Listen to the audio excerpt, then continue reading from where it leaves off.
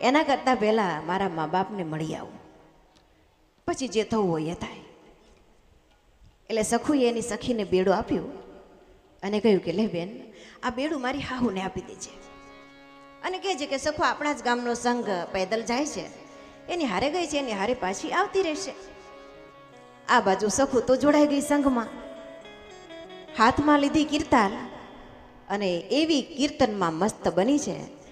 Vitthal Vitthal Vitthala Hari Om Vitthala, Vitthal